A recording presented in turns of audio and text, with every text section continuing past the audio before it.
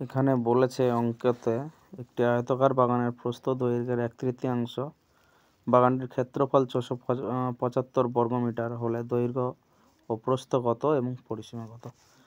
তো প্রস্থ বলেছে দৈর্ঘ্যের 1/3, তো আমরা ধরে নিই দৈর্ঘ্য এক্স আর প্রস্থ 1/3 মানে এক্স গুণ 1/3,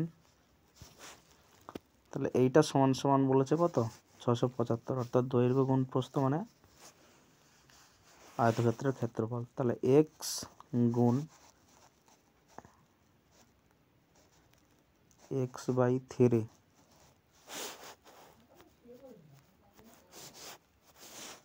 তাহলে এক্স গুণ x/3 ইকুয়াল টু হচ্ছে 675।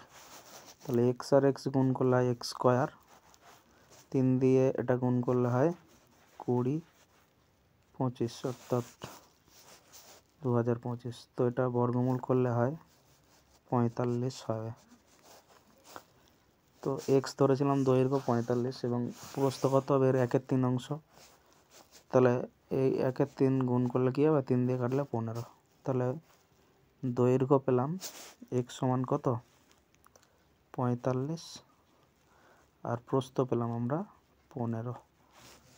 এবার বলছে পরিসীমা কত, তো পরিসীমা সূত্র হচ্ছে 2 গুণ দৈর্ঘ্য যোগ প্রস্থ। তাহলে দৈর্ঘ্য কত 45 আর প্রস্থ হচ্ছে 15, তাহলে এটা হলো 2 গুণ 60 সমান সমান হলো 120 মিটার। Thanks for watching.